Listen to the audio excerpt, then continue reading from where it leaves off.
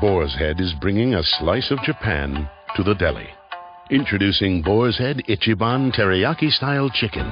Tender, slow-roasted chicken breast, coated in our signature teriyaki glaze, where ginger, garlic, and a hint of brown sugar meet for a flavor that's both sweet and savory. New Boar's Head Ichiban Teriyaki-style chicken. The bold flavor of Japan. Now at the deli. Only from Boar's Head. Compromise elsewhere. Blog Talk Radio.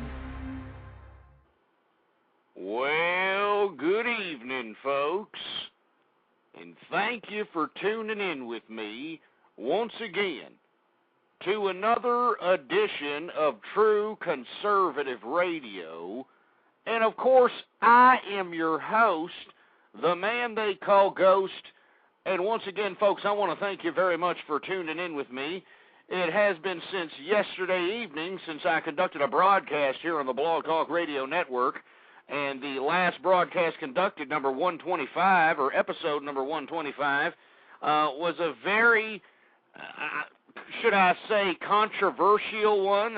We delved into a whole bunch of race relations topics that we're going to, extend on this program for a little bit. And we're going to go ahead and conduct some conservative commentary on other touchy current events and news situations that are going to affect all of our lives.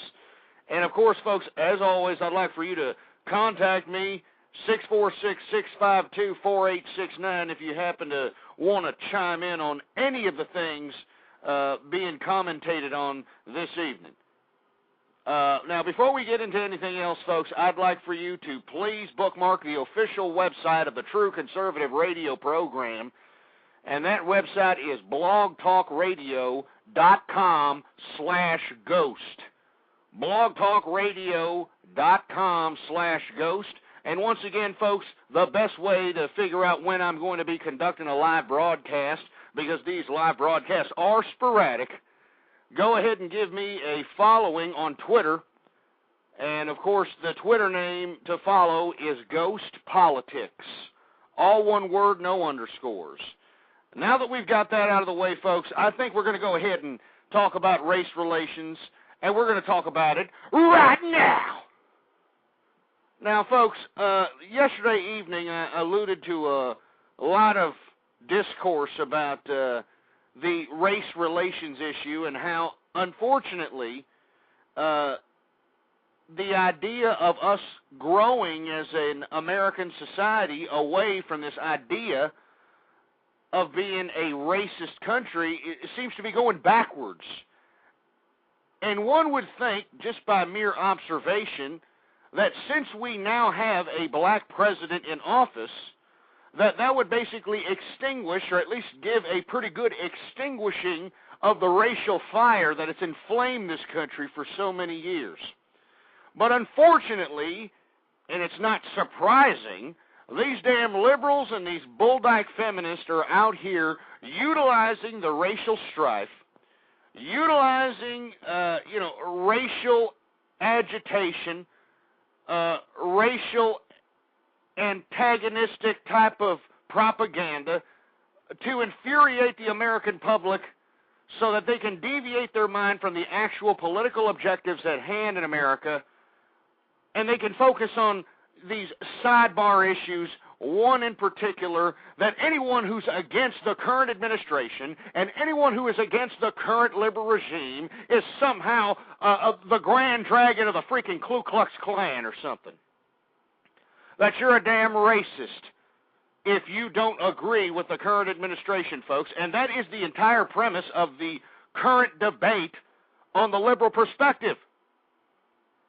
And once again, folks, in the last program, we attempted to have some discourse on that, and I frankly listened to the program again, and I think it was a great program. I think we conducted some decent discourse.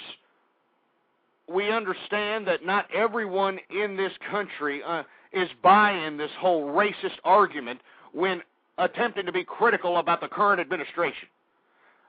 I know that the American public are pretty damn ignorant pieces of cheese whiz guzzling, TV watching crap.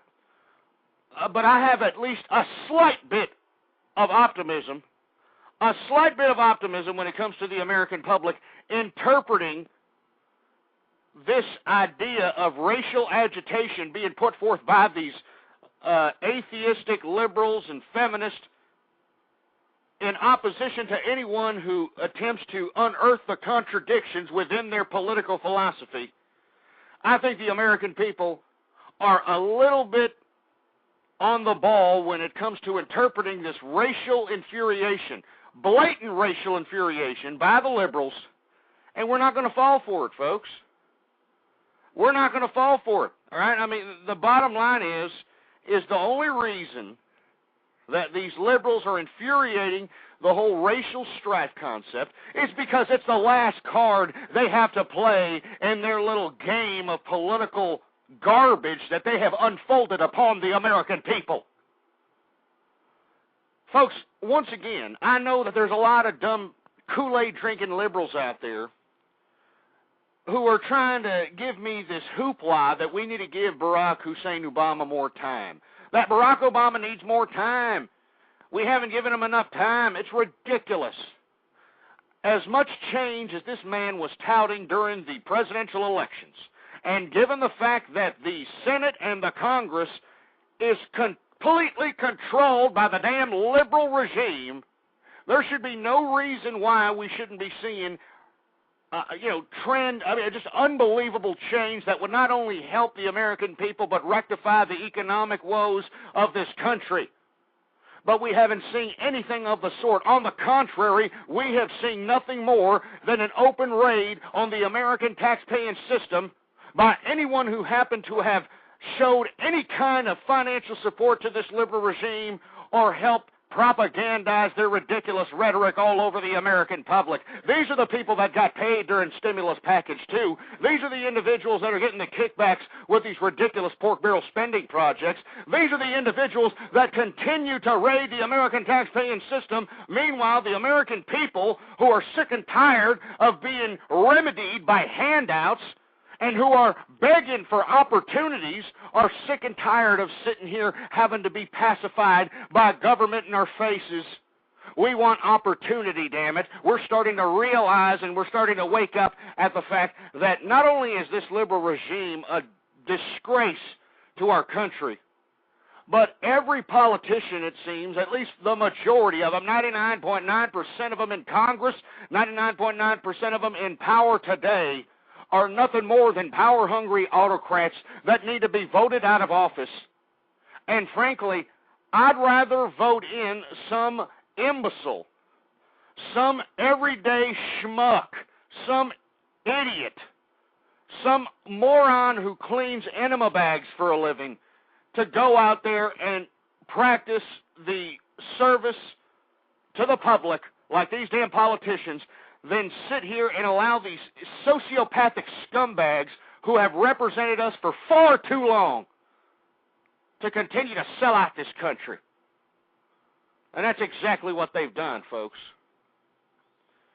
Now, I want to go ahead and talk about the race relations issue once again, because I got tons of email, folks, tons of email from a whole bunch of course, African-American or black folk. I know that I was going to stop using the term African-American because it's a pussified liberal term, and I think it's condescending. I think it's just a ridiculous terminology to refer to a demographic. So I'm going to refer to black people as black people. But I got a whole bunch of emails from black people that really didn't understand the discourse I was putting forth on the last program. So I'm going to go ahead and reinforce what I was saying in the last program on this program.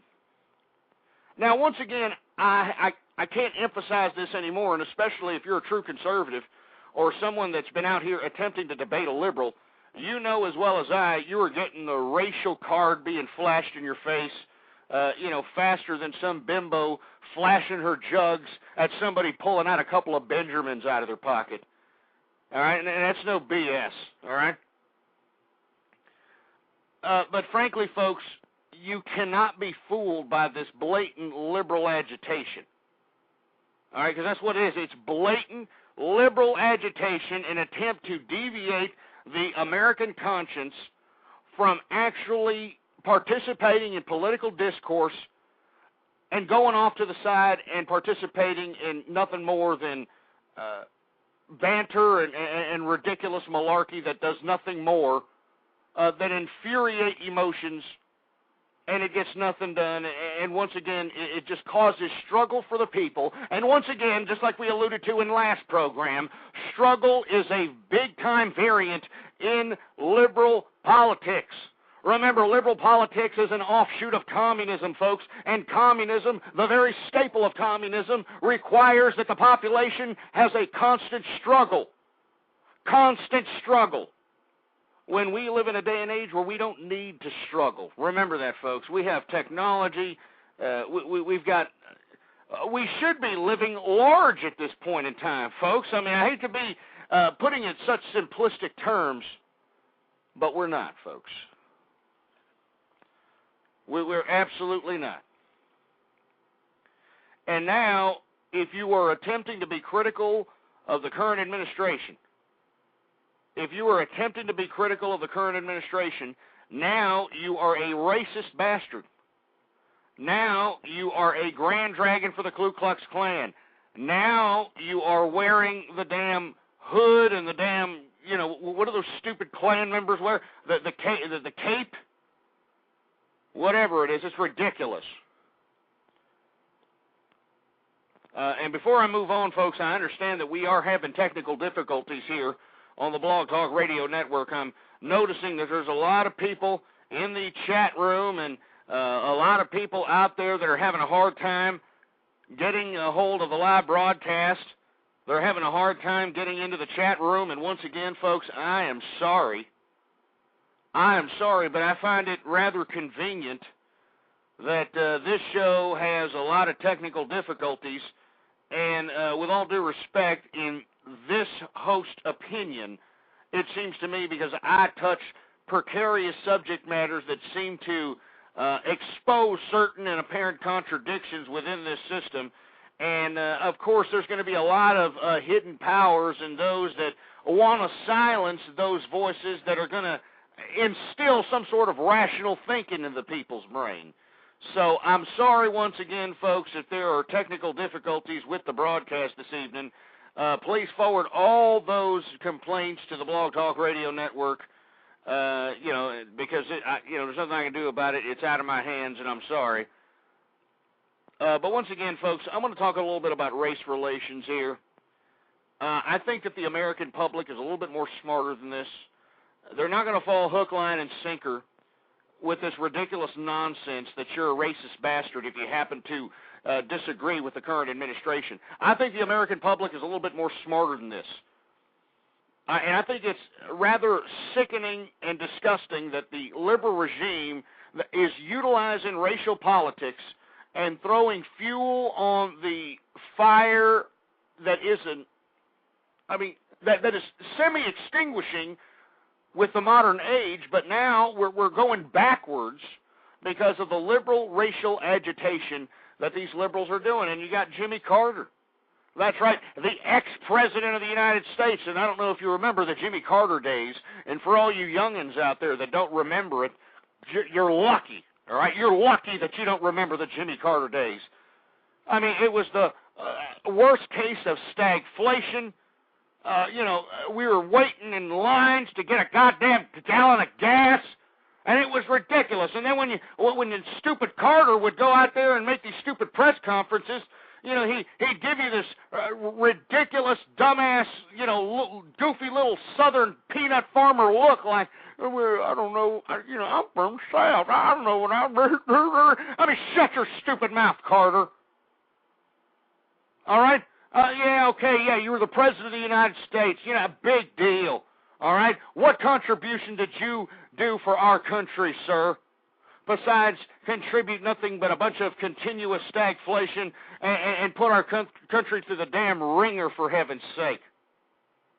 And now you're going to sit here and you're going to insinuate, not only insinuate, you are going to assert your ridiculous assumption of America, that the reason that there is so much opposition of this liberal regime, that the reason that there's so much opposition to this individual who's insisting on spreading the wealth, who's insisting on putting government in our faces, that the reason that we're in opposition to this man is because we're racist. We are racist, huh? Welcome to America. And once again, folks, I alluded in the last program that there's no need to yell the racist card any longer. And I'm talking to every ethnic minority group out there. There's no longer racism in America. Don't get me wrong, there's going to be bigots. There's going to be ass clowns out there. They're going to make these damn racial slurs. They're not going to like people based on certain nationalities, whatever. But we have hate crime bills. All right, we've got civil rights acts. We've got laws that protect every ethnic minority group in America. So if anyone decides to live in the 1800s or the 1700s, whatever the case might be, and implement some sort of violent act based upon racial bigotry, they are severely punished by our justice system, folks. All right, it's not like the old days any longer where we're accepting this bigotry any longer. I mean, we've grown beyond this. All right, we've grown as a society. But you have idiots who insist on throwing us back to a horrific time in our American history because it's politically convenient for them to do so. So once again, folks, I don't think anyone should be crying racism in this country. Everybody has the same opportunity as everyone else. I mean, now that we have this transition into this quasi-socialist crap that this liberal regime has implemented upon us and continue to implement it upon us, I mean, you know, everyone should have an opportunity, whether it's going out and getting one of these service industry-oriented jobs or getting yourself a freaking handout, for heaven's sake. I mean, there's that many opportunities. I mean, I don't want to hear this garbage anymore. All right, now, you know, once again, folks, don't be fooled by this racist ploy, this idea that if you disagree with the current regime that you are a racist. That's just false, all right? That is absolutely false. This is a agitation method built up by the liberals. This is their last ploy because they realize that they have lost their political capital with the American people. All this fervor that they built up during the presidential election, all the fervor that they thought they built up during the Bush administration, all the crap, all the political capital that they thought they built up, it has all been used up. And folks, let me tell you, the American people, the majority of them are having a bad taste in their mouth.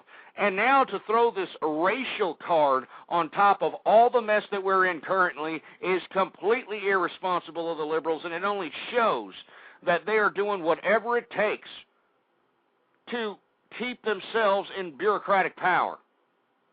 So do not be fooled by this, folks. Do not be fooled. Now, I got a lot of emails from black people. All right, I got a lot of emails from black people because I was alluding to the fact that black people need to start looking inward now. Because they have the opportunity and the glass ceiling is now broken because we have a black president, folks. I mean, it's an unprecedented precedent. There's now a black president.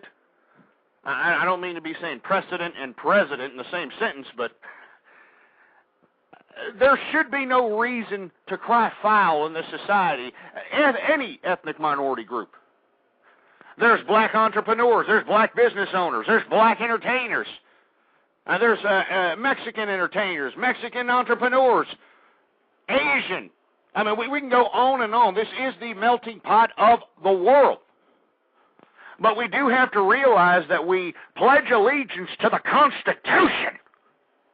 We pledge allegiance to the flag of the United States of America. And we're losing sight of that.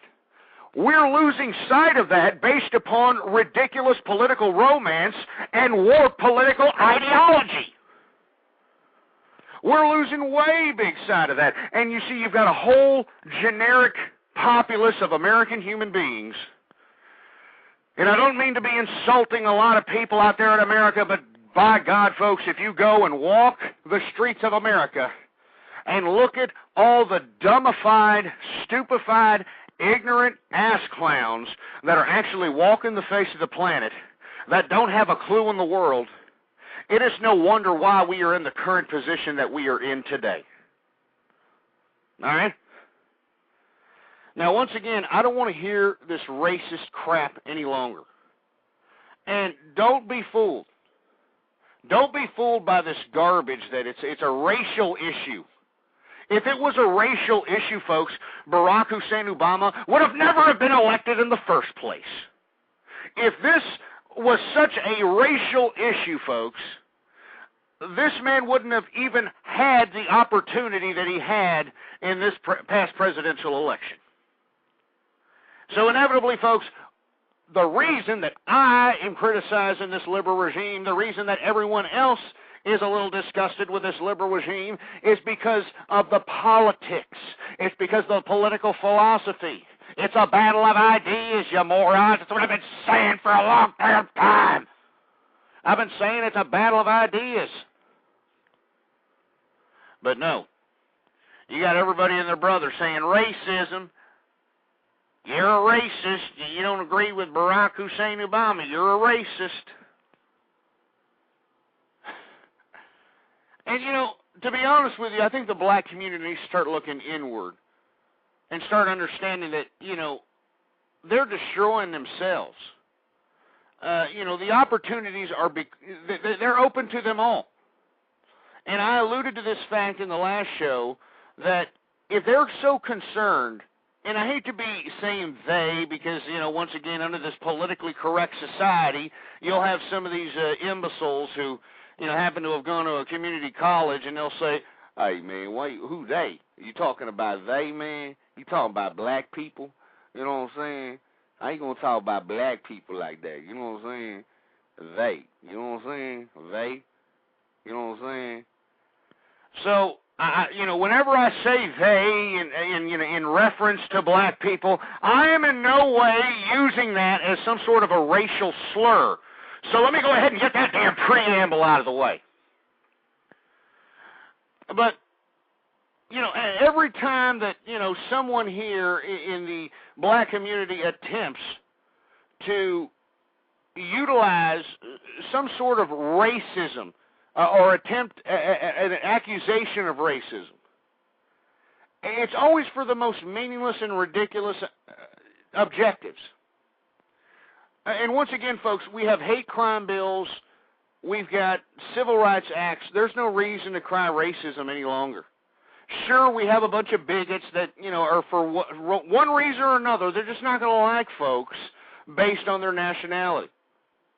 All right, there's nothing you can do about it. You're just, you know, as long as they're not committing violent acts upon people, there's really nothing you can do about it. You got to sit there and take these stupid, ignorant morons. But I am sitting here and just getting disgusted having this race relations debate when you have a whole community of black people that are doing themselves in. I was watching, and I hate to be utilizing anything in the mainstream media, but I happen to have been, you know, I did my yard out here, and of course, out here in the Texas weather, it's, you know, it's hotter than a fat woman's ass crack, if you know what I'm saying. I mean, it's really hot out here in America, or out here in Texas, excuse me. And, you know, afterwards, I got myself a nice cool glass of tea and went out and decided to watch some television. And I came across this stupid television show called Divorce Court.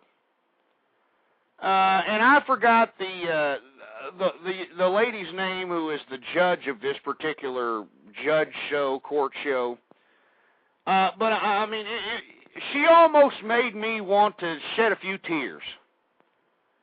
Because she's an African-American woman, and obviously the reason that she's in the position of power and the position of authority that she's in is because she worked hard, achieved what she needed to achieve to obtain the position that she's in currently.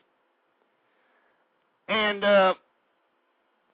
I decided to, you know, give this this little episode that she had of a man and a woman going to her little divorce court, and of course it was an African-American or black couple. I hate to use the term African-American. It's so condescending to the black people, in my view. Of course, it's a liberal made-up term. It's a political correct term, and it's horrible. All right, it's just horrible. So I'm going to say black people. There are two black people, a man and a woman. They're going up to this divorce court judge, and the woman is pouring her heart out, saying, I work 12 hours a day, and I have the kids, and this man doesn't get a job. He's sitting at home. He's playing PlayStation all day, and I'm having to pay the rent. I'm having to pay the utilities, and I'm having to pay for the food for the baby, and I'm having to do this. And then, of course, the judge was got to give both people an opportunity to say something. Asked the young man, why exactly aren't you working, and why exactly aren't you taking care of your family? And the guy said, of course, what was his response? I'm going to be a rapper. You know what I'm saying? I'm going to be a rapper, and that's my career. You know what I'm saying? I'm going to flow in the studio, daddy-o, And that was his excuse for not taking care of his family and not working, that this guy was going to be the next 50 Cent or something like that. And lo and behold, this judge she literally went into this tirade. I mean, she went into this heartfelt discourse about, you mean to tell me that you are going to let your mother of your child go out there and bust her ass 12 hours a day, come home, clean the house, feed the child, feed everything, and you're just going to sit there on your ass and complain and play PlayStation, whatever, 3, 8, whatever the hell it is, whatever edition it is now, so you can go out and become a rapper? And this moron just did not understand where this judge was coming from. This judge was nearly about to cry. She looked at this young man and said, brother, and this is exactly what she said. I'm paraphrasing, because this judge is rather animated, and I really like this judge, as a matter of fact. I mean, it's a great court show. I'm not a critic of television programming, but I really appreciated this program. I thought what she said was really heartfelt, and she was hitting the nail right on the head when what I'm about to paraphrase here. She looked at this young man and said, brother, tell me the truth. Has our people lost it? Have we lost it? I mean, am I battling a lost cause? Are you brothers just going to go and make lives and go off and do your own thing, and you're going to leave women out here to raise the children? I mean, have we lost the battle? And of course, the black man, he was like, nah, man, we didn't lose it, you know what I'm saying? I mean, it's just, I can't deal with it, man, you know what I'm saying? I mean, she be like, all up in my business, you know what I'm saying? I just can't deal with that, man, you know what I'm saying? And, this poor judge was like, but you don't work, brother. You don't contribute. You're supposed to be the man. And you see, I looked at this little program and I said, you see, that's what I'm talking about. The discourse that I had yesterday and that I'm having currently, that's what I'm speaking of, black folks. I mean, you should no longer be crying racism any longer. You need to be looking inward and understanding why that certain stereotypes that encapsulate your community become stereotypes. You need to start realizing why cliches become cliches. And I alluded to this last evening, I'm going to allude to it this time. Embracing hip-hop and rap as some sort of culture or some sort of legitimate, I guess legitimate pop culture phenomena is just ridiculous. I mean, you actually have black people believing that black people built hip-hop. And yeah, don't get me wrong, I hate to use this terminology, but yeah, hip-hop has a black face. Sure. Yeah, hip-hop has a black face. Yeah, big deal. It's no different from those racist bastards in the 20s, when they used to put on the black face and, act like a bunch of, jag-offs. It's the same thing in modern-day hip-hop. The individuals that are funding this whole hip-hop entertainment industry are white people and Jewish people, okay? These are the individuals that are bankrolling all these records and all the media hype and all the advertisements and the videos and all the imagery that we are sold, or not we, but anybody who's into that sort of thing are sold, okay? These are the individuals that built hip-hop, black folk, all right? These are the individuals that built hip-hop.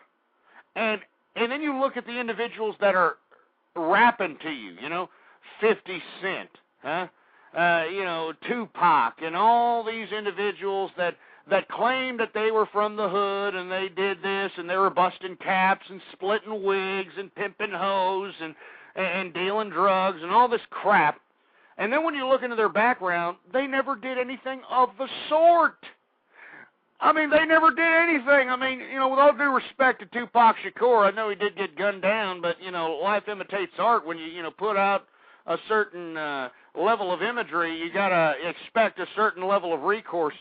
But Tupac Shakur went to art school, for heaven's sake, in New York City. Okay? And this is the same rapper that went out and said, yeah, fuck New York, man. Excuse my French. I'm just paraphrasing what Pac used to say. I mean, since we're going to talk about the hip-hop community, let's get brazen about it, all right? He would be like, yeah, I don't need New York, kill East Coast killer. I mean, this guy went to an art school in New York City, and yet he says, West Side till I die. Los Angeles, West Side till I die. I mean, do you understand the hypocrisy there? These people are products, all right? They're props. And you've got a whole community of black people believing these individuals as legitimate, as if they're legitimate outcries from inner city strife, and they are not. And that's one of the things that black people need to face up upon. They need to realize, all right, they need to realize that all this malarkey that they're claiming to be black progress or black pride is a joke.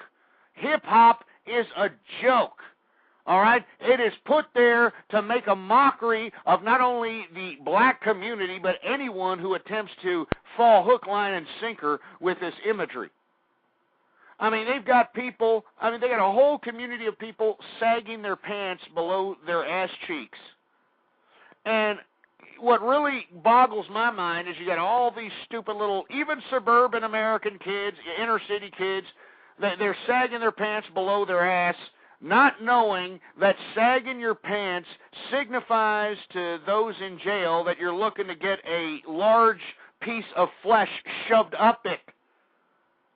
All right? And for a lack of a better term, when you're sagging your pants in prison, it means that your ass is open for anyone who wants to come and take it. And yet you have a hip-hop culture, a hip-hop community that is embraced by the black community, that is not only embraced but just immersed within this idea of hip-hop, that it is destroying them from within. And not to go back to the divorce court thing, but when I heard that divorce court judge say to that black man that wasn't taking care of his child, that was just staying home, she was legitimately asking that young man, have we lost? Have we lost our brothers? Have we lost our way? Are we destroyed? Is it over? She was literally almost at tears. And let me tell you something, folks. If the black community don't wake up and start realizing that at this point in time, it's the last time to be yelling racial overtones and racism and, oh, you ain't like Obama 'cause he black. You need to get off of that crap. You need to start looking inward and start realizing that we need to fix ourselves. That I took a lot of flack from white folk from last evening's program. I had emails from white folk questioning why I even advised individuals on the program to go and actually read Malcolm X's autobiography. And I'll tell you why I told folks to read it. Because it gives you a perspective, all right? It gives you a perspective of African American strife, and it also gives you a perspective on the idea of the mindset of actual black oppression during the times when black people were actually oppressed. And you know what happened to poor Malcolm X? His own black people killed him. Unbelievable. And I'm not trying to be, racist about that. I think the man was a brilliant man. The reason he became a black separatist was, he was living in a point in time in history that was completely a racist time. He talks about it. As a matter of fact, I strongly advise everybody to get the book and read it. It's a hell of a perspective. Regardless of his black separatism and that sort of thing, there at the end of his life, he finally saw the light, and once he saw the light, his own people killed him.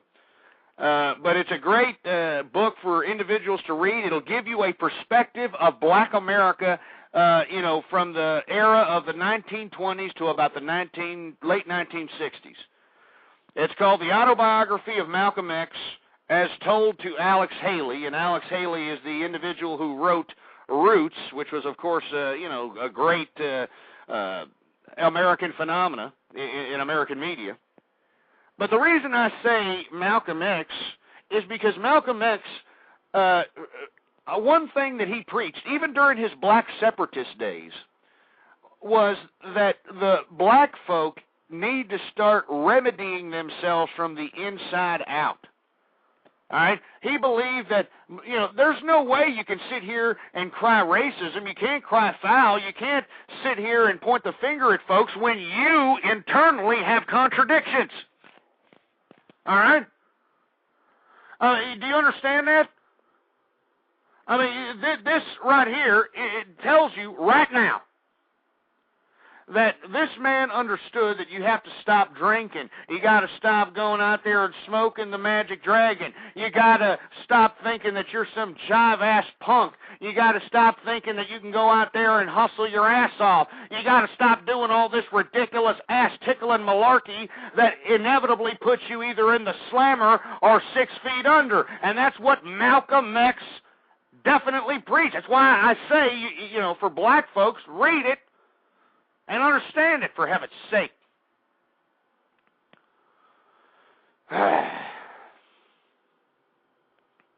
And once again, I get a lot of flack because of yesterday's program, because I was saying that black folks need to look inward, all right? Why don't you look at yourself before you start crying racism? And not only that, look at the folks that are agitating the whole racist concept. Look at these supposed liberals that are supposed to be men and women of the people, that are supposed to be on the side of ethnic minorities. And look at how they are agitating the situation. Look at how they are not improving the situation of ethnic minority groups, whatever group you may be. They're not improving any of the situations. They're just making it worse and worse, because that's exactly what they want. They want these types of issues to be put on the forefront so that their agenda, their damn socialist agenda, can be implemented upon us right from underneath our noses. While we're sitting here bickering about racism, these damn godless atheist, socialist, communist pieces of liberal and feminist crap are implementing their damn agenda, and it makes me sick. It makes me sick to my stomach. And is anybody talking about this in the mainstream media, the supposed mainstream media? No. No, you're getting fuel on the damn racial fire out here. That's what you're getting. All right?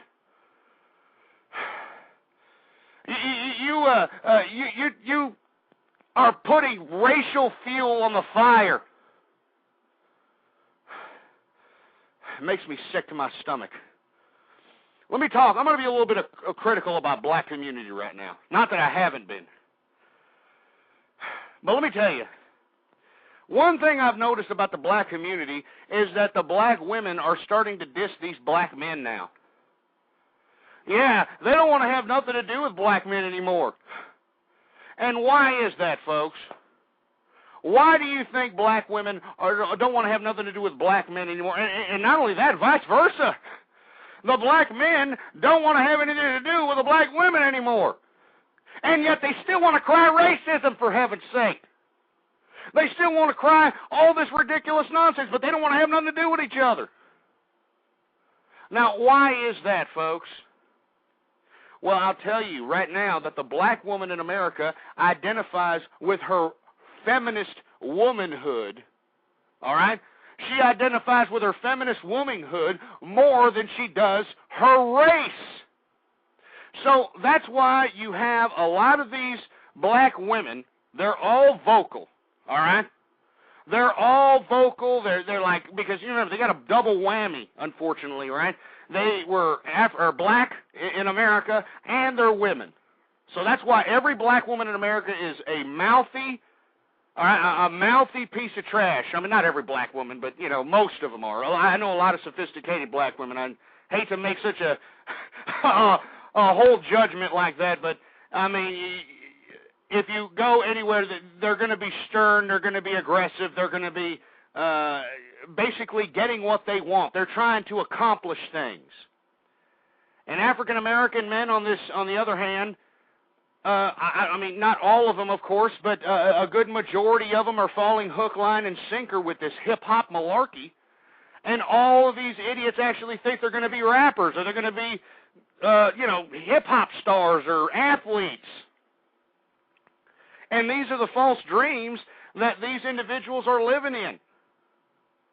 And, you know, the black women at this point are no longer about just hanging around, waiting for some moron to, you know, strike it rich in the hip-hop game, which that's a fictitious dream, and or going out and getting drafted in the NBA. It's not going to happen. So as a result, you have a lot more black women going out, you know, entertaining other races based upon their economic and social needs. All right? I mean, that's what it's based upon. Now, to be completely honest with you, you know, if you talk to any of the younger generation, I'm not talking about the older black folk. The older black folk, believe it or not, those are some conservative people. I mean, they're the ones still going to church every Sunday. They're the ones that still want to emphasize family. They still want to emphasize, you know, Christmas time and Thanksgiving time and church time. I mean, these are the individuals that still emphasize family. And for those older generation black folk that have to bear witness to this hip-hop generation, I am sorry. I mean, this is just a disgrace. But, I mean, that's why I'm saying we need to stop with this racist bit. That's enough. All right? You know, do what Malcolm X said, folks, and for the black people that are listening that are calling me a racist, I strongly advise you to get Malcolm X's autobiography. All right, and Malcolm X as told to by Alex Haley. All right, it's a great book. It'll change your mindset, you idiots. And keep in mind that Malcolm X was killed by a black man. He was killed by a damn black man. And why was he killed by a black man? Because he didn't want to be a black separatist anymore. He realized that the whole reason why he hated white people was because it was repression from all the hatred that was inflicted upon him during the 20s, during the 30s, and during all the most oppressive times in American history. You stupid morons! I mean, you know, I don't care what ethnic minority group you are. That's enough racism! It's enough! That's enough of it. And especially you godless liberal pieces of damn whale-saving, tree-hugging pieces of crap, and you feminist, bull-dyke, Gloria Steinem-worshipping pieces of garbage. You can't use the racist card whenever we object to your political philosophy when it comes to this political liberal regime that's in power today. You can no longer use the racial ploy because we're on to you! We're on to you! We're on to you, you piece of crap! We're on to you. And before I move on from this race relations subject, I want to extend my hand to the black folks and say this. What you need to understand is that this hip-hop crap is the leading cause of your demise. It is the leading cause of why the leading population in American jails today are African American. It's the reason why you have the stereotypical African American going, impregnating women, and not contributing one dime to the household. It's this hip-hop idea. It's this rap idea. It's this pimping hoes and serving dope and drinking Old English and going out and sagging your pants and busting caps and splitting wigs. It's all about that crap. So, black folks, please, you need to rectify that problem. All right? Stop crying racism and start looking internally for your own demons. And start rectifying the reasons why everyone who attempts to throw any kind of racial cliche towards your way, you'll start realizing where those cliches come from. All right? That's enough racism. Racism is dead. We've got hate crime bills, you idiots. We've got hate crime bills that protects any racial or sexual orientation or anybody that is in any group that is subjugated. The hate crime bill protects these people against violence. Anyone who inflicts violence upon anyone in this country based upon hatred gets an extra 10 years in prison added to their sentence. So I don't want to hear this crap about racism anymore. I mean, these stupid liberals, you know, these damn liberals are setting our damn country back about 30 or 40 years in race relations because they want to stay in power. Because they want to stay in power. But let me tell you something. You piece of crap liberals, you're going to get out of power. You're going to be voted out. And the true conservative movement will rise again. I'm a conservative, damn it. I'm a conservative! You piece of liberal, Karl Marx worshiping pieces of trash! You piece of shit! You piece of crap! It makes me sick to my stomach that this is the America that I live in today! It makes me sick to my stomach that this is the damn America that I live in today!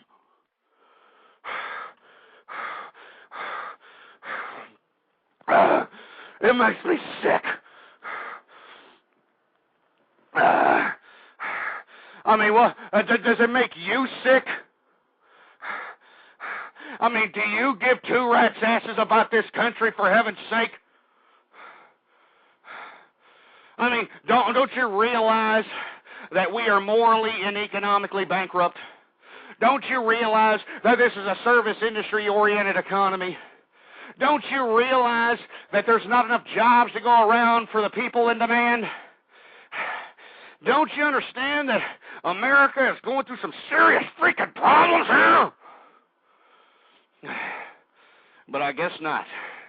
I guess everybody's just tickling their ass crack, thinking it's a great day in Mr. Rogers' neighborhood. But let me tell you something. Take your finger out of your dingleberry-ridden anal passage and start realizing that America is on the Titanic.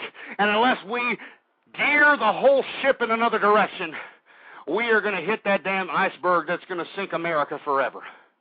And I'm not being a hyper-sensationalist. I'm not out here trying to be a fear-monger. I'm telling you the goddamn truth. And if you don't like it, well, then go to Media Lizzie's stupid little program and hear her little, everything is so cool, and go over there and go whack off to that crap.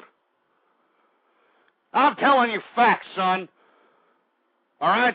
I'm telling you facts. I'm telling you the God's honest truth. I've been saying this for going on 3 goddamn years. I challenge you to go look back in the archive.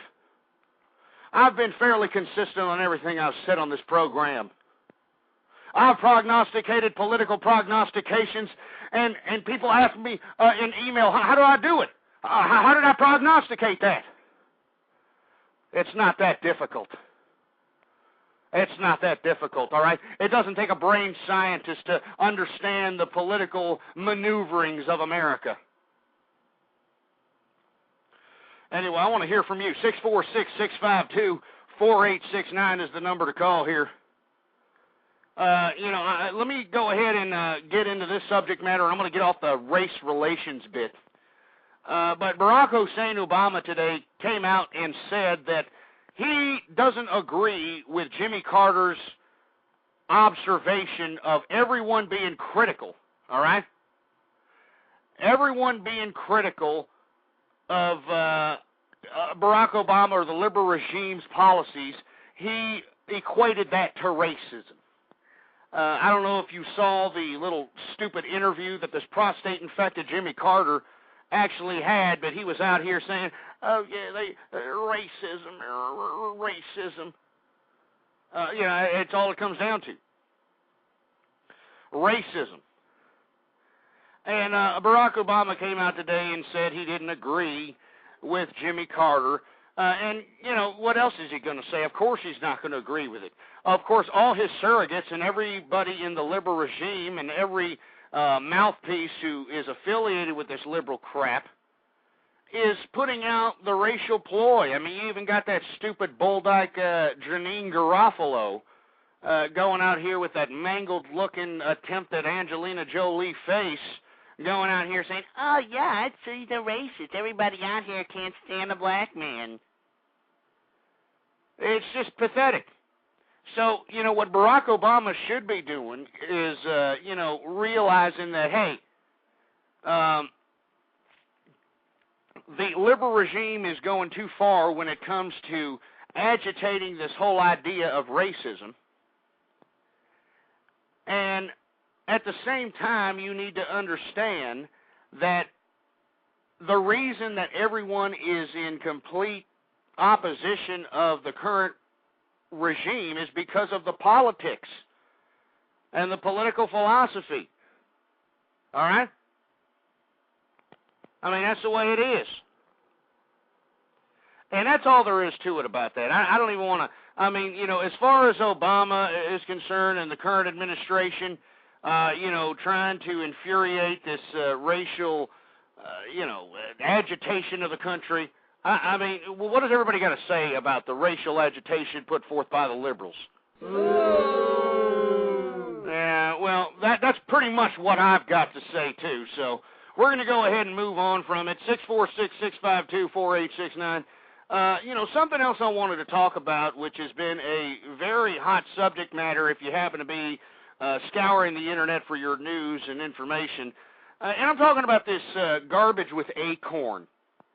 Now, I know that Fox News has been putting forth this story for the past several weeks about Acorn allegedly helping two individuals, a man and a woman, amateur journalists, believe it or not. It's a shame that there actually has to be amateur journalists conducting these types of investigative reports when you've got idiots like the New York Times or idiots like the Washington Post or ABC, NBC with these big payrolls that they can pay investigative reporters to, get these stories. But no, it comes down to two independent amateur journalists. They went into no fewer than 4 different Acorn locations and actually got advised by Acorn employees or Acorn affiliates or somebody who was affiliated with Acorn there, and got advised on how to get around a loophole and advising them to kind of skirt around the federal law so they can obtain some housing, so they can obtain some like free housing or housing assistance. And all these employees knew that the reason that these two individuals, these people were posing, the two amateur journalists were posing as a man and a woman. The man was supposed to be a pimp and the woman was supposed to be a hooker. And if you want to get a hold of the video, I'm sure it's circulating around the Internet. It's great video. I want to commend both of the two amateur journalists, which unfortunately are getting sued by Acorn at this time, but I'm sure they're going to be able to find some pro bono lawyers out there that are going to be willing to, fight their cases. And if they're not, you people are ass clowns.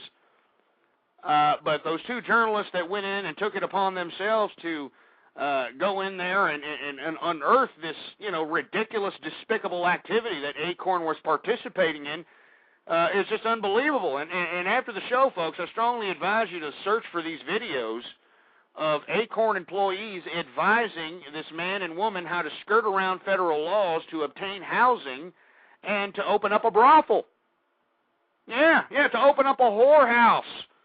To open up a whorehouse not only with hookers, but with illegal alien hookers. All right? That's right. Illegal alien hookers. So not only did these employees, you should watch the video. You couldn't get any more blatant. All right? And they told the employees of Acorn that, we're thinking about opening up a brothel. We want to be able to, bring in some El Salvadorian or South American hookers, some 13-year-old hookers, and we want to be able to educate them. We want to be able to feed them properly and that sort of thing. And you actually had these Acorn idiots advising these two people that, well, maybe you shouldn't educate them too much. Like actually telling them that you need to keep them deaf and dumb so they can continue spreading their legs and making you money. Like they're damn cattle. Is this America, folks? Is this the new America that we're living in when you've got nonprofit organizations, supposedly community organizing groups, all right? Community organizing groups that are supposedly given this type of advice to individuals that are blatantly proposing illegal activity, especially human trafficking and child molestation, child pandering. And according to folks in the chat room here, a wing commander has just advised me here that there's a fifth video. And let me tell you, I'm sure that there's going to be more videos out. According to the report, the two individual amateur journalists were doing this as a film.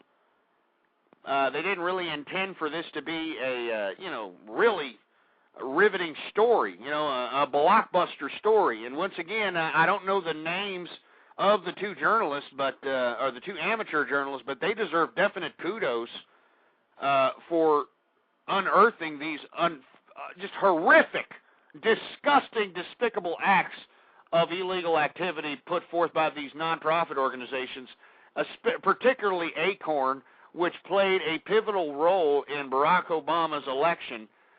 We all know about the scandal about them just registering voters, registering dead people. They're still in court about that malarkey. Now we've got them on tape basically advising a supposed couple on how to open up and skirt around the federal law to obtain housing and to run a prostitution ring. And according to the reports here, and according to people in my chat room, we've got a fifth video that's circulating the internet right now of another. I'm assuming it's an Acorn employee, and according to the wing commander here in the chat room, that this man in the fifth video, the Acorn employee, actually tries to proposition the girl, for heaven's sake. All right? I haven't seen this video. I can't wait to check it out here after the show. But apparently in the fifth video, the Acorn or alleged Acorn employee is propositioning the girl for services. And, what services? Well, folks, she posed as a hooker. So what do you think services I'm talking about? And this is America, folks. This is America, and this is what I've been speaking about for close to 3 years. I've been speaking about we are embracing a society, all right? We are embracing a society where we are pussy-pampering losers, degenerates, pathetic waste of human life. And I hate to put it that bluntly, but folks, walk around your local community and let me tell you, ask yourself, is this the new America that we're living in? Where, if you're a drug addict, you can get yourself a government-funded, 12-step program, clothe and, get yourself free methadone if you happen to be a damn, heroin addict, tax-free, free from the taxpayer, free methadone to drug addicts. You've also got, of course, we've talked about the single mother epidemic where women have found out that they can make big bucks by shitting out 8 to 10 kids out here, all right? And for you folks that haven't heard the edition, I strongly advise you to go into the archive. It's actually it's the featured show on the website, blogtalkradio.com/ghost. I outline a variety of different government programs, and I name them by name. And I name how much a single mother of 7 or a single mother of 8 can qualify for. And the total calculation at the end of the show was $8,500 a month. All right? That's how much government subsidies a single mother of 7 can obtain, $8,500 a month. And she can make up to $45,000 a year independently in the private sector. She can make up to $45,000 a year and continue to collect that $8,500 in government subsidies each month. Okay? And on top of that, folks, if she's got 8 or 7 kids from 7 different fathers, oh, good Lord, she's going to get to play the child support lottery system, folks. Oh, yeah, she's gonna play the child support lottery system, and the minimum she can obtain from each father is $200 out here in Texas, all right? $200 a month you can get. That's a minimum. One child. So you do all that math in your head, and then you wonder to yourself why America is being flushed down the proverbial toilet, huh? Then you ask yourself why this country is just morally bankrupt and economically bankrupt. Then you ask yourself why the means of production are no longer in the United States of America and have been shipped out to red communist China and India and South America and Thailand and Taiwan. And then you start wondering, well, wait a minute, how are we going to employ all the people in this country when this is a service industry-oriented economy? We produce nothing. We produce nada. Zip.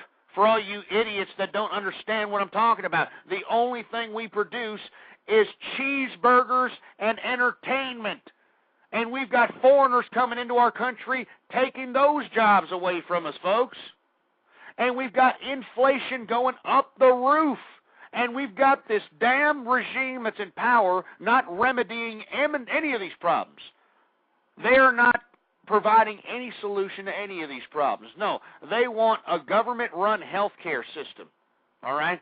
That's what they want. Now, what's really unfortunate is you've got these backwards, half-witted, no knowledge-having, listening to talking heads-looking pieces of garbage out here that are going to insist that if you vote or if you somehow are in favor of this health care plan being proposed by the liberal regime, that it's going to somehow be a universal health care system. And we've gone over and over and over and over and over this crap, and we have said time and time again, this is not universal health care.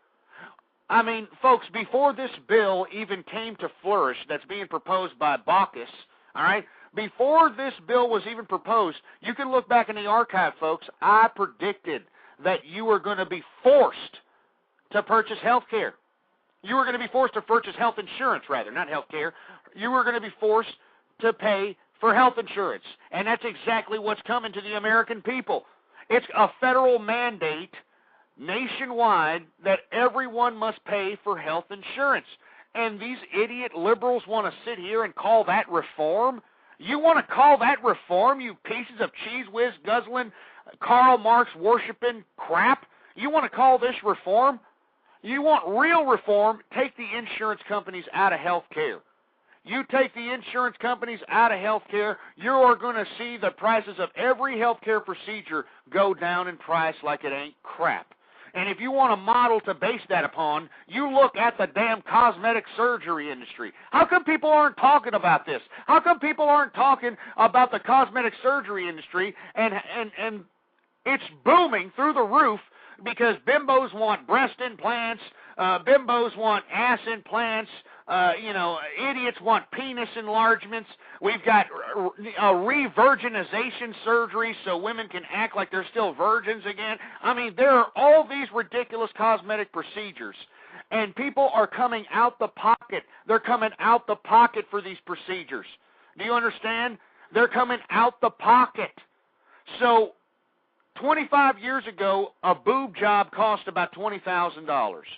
Nowadays, folks, you can go and some bimbo can get a new pair of boobs for over $2,000. And I had a woman in here who told me in the chat room several weeks ago that she had a biopsy on one breast, and it cost her $9,000.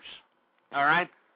Now, what's wrong with that picture, folks? What's wrong when some stupid ditzy bimbo can go out and get herself a new pair of tits for over $2,000, and somebody who obviously needs the health care and needs the care because there's possibly a tumor within the breast, and then she needs a biopsy to make sure that it isn't malignant and it's benign, $9,000, all right? $9,000 for a damn biopsy on one breast. Welcome to America, folks. And you want to talk about health care? You want to talk about health reform? You stupid liberal pieces of garbage? You feminist bull-dyke pieces of crap? You want to talk about health care reform, and you're going to force people to purchase health insurance? The health insurance industry is destroying the health care industry. It's the health insurance that is destroying this country. Don't you understand that the health insurance industry already has a preset limit for every damn medical procedure known to man, and that every doctor and every hospital has to base their business model based upon these preset limits paid by not only the insurance company but Medicare and Medicaid, and on top of which they have to pay for their own insurance. They have to pay for practitioner insurance, medical malpractice insurance, which takes up to about 40 to 40+% of their income. So by God, folks, you want to talk about why health care is going up the roof. Don't let these stupid liberal long hairs fool you. All right? It has a lot to do with the damn health insurance industry. Take health insurance industries out of here. Get them out. Call your local congressman and tell them, get the hell out of here. We don't want health insurance. We want a privatized system, and we want the market to take its course. I find it funny that a woman can go get a tit job cheaper than someone can get a tumor removed. Somebody can get an ass implant cheaper than somebody can get their leg fused together after they get their leg broken. I find it funny that somebody can get penis enlargement surgery cheaper than someone can get prostate surgery. I mean, this is not right, folks. All right? This is not right. So, what do we do here? What do we do? We have to participate in this political system. I've got some people here in the chat room saying, well, we've called our congressman. It doesn't do anything anymore. We've done this. We've done that. Well, this is more of a pivotal time than ever for people to get politically active, for heaven's sake. All right, people need to get politically active, and they need to do it as soon as possible because our country is being withered away. The Constitution is being wiped on the dirty ass cracks of all these power-hungry autocrats in office, and the reason is because none of the American people, or the majority of the American people, are doing a damn thing about it. They're not participating in the goddamn political system, and we need you. We need you more than ever. We need you to participate in the damn political system, folks. I mean, this is the whole reason this country was built. It was built by the people and for the damn people. But once again, folks, if the people fall asleep at the wheel, this is a consequence of those very actions. So once again, folks, it doesn't surprise me, not to get off the subject here, but it doesn't surprise me that you've got Acorn, sitting here trying to show losers how to bypass the federal government red tape to get free housing so that they can open up a brothel. It doesn't surprise me, folks. I mean, I've been hooping and hollering about this goddamn crap for close to 3 years on this program. Look in the damn archive! Look in that damn archive! I have been saying this time and time again, and now, all of a sudden, people are starting to take notice. Now, people are starting to get a whiff of the garbage that is America, folks, because believe me, there are at least 100 plus million people in this country that have completely screwed up their entire life. They have put themselves in debts they cannot pay. They were living off the high hog. They financed $250,000 homes on $25,000 a year incomes. They went out and got Mercedes-Benz and Lexuses and the big cars and the big plasma screen TVs and all the fancy equipment and the gaming systems and all this crap. And now that they lost their job, they're seeing the economic realities of an economic contraction. Now, all of a sudden, they realize that they're never going to be able to attain that big, rich American dream that they were sold upon. Because of their own economic irresponsibility, they're never going to be able to achieve wealth. They're never going to be able to achieve being a success because they screwed up. Because they screwed up out of their own free will. And now we have to pay for this crap, folks? Now everyday responsible, tax-paying, law-abiding citizens of America have to pay for these losers? Absolutely not! I refuse. All right? I refuse to pay for these pieces of crap! I don't care about the poor in America, okay? I don't care about them. You want to know why? Because they're getting all the money, folks. They're getting all my tax-paying dollars, all right? They're the ones out here getting fat in the ass. And I challenge you, folks, if you feel sorry for the freaking poor in America, huh? Oh, yeah, my ass bleeds for the poor in America. If you really care about the poor in America, I challenge you to go down to any black ghetto, any Mexican barrio, any white trailer park trash, and go down there and just ride your car along. You don't even have to get down. There's no need to get down. You don't even want to get down that scum hole, all right?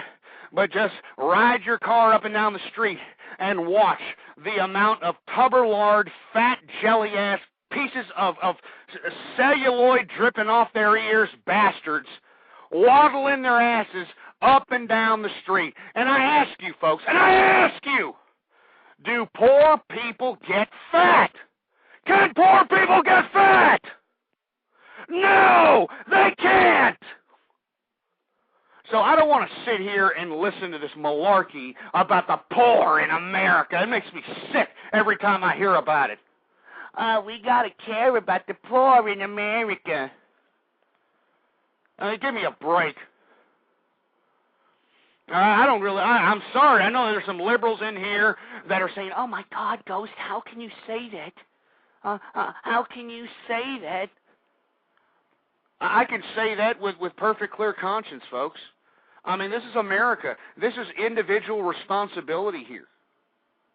I mean, if individuals make the wrong decisions, why is it the persons or the people that didn't make the bad decisions, why is it their responsibility to prop up these losers? I don't understand it. Why is it their responsibility to prop up these losers in America? I don't understand that. All right? And that's why I don't show any sympathy for the damn poor in America, okay? You know who I care about? I care about hard-working American people.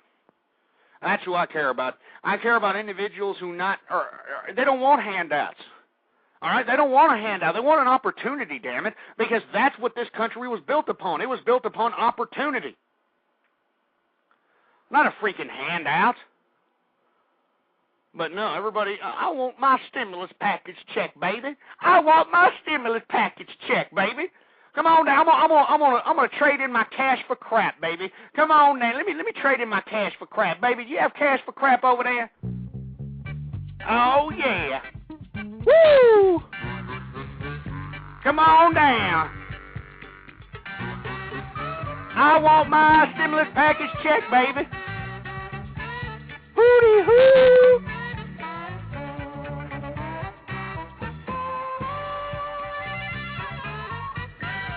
Welcome to the new Junkyard America, baby. Yeah. Welcome to the new Junkyard America, baby. Woo! All right, shut it off. Just shut that crap off already. I don't mean to, be facetious about that. I know I always run that clip very often, folks, but I mean, this is serious. We're turning into Junkyard America. I mean, cash for clunkers, folks. Cash for crap program. I mean, this is supposed to be an economic remedy. I mean, are we this stupid? Huh? I mean, are we this stupid? I just don't understand. I don't understand. Are we this ridiculous that we are embracing a third world technocratic nation that we're becoming?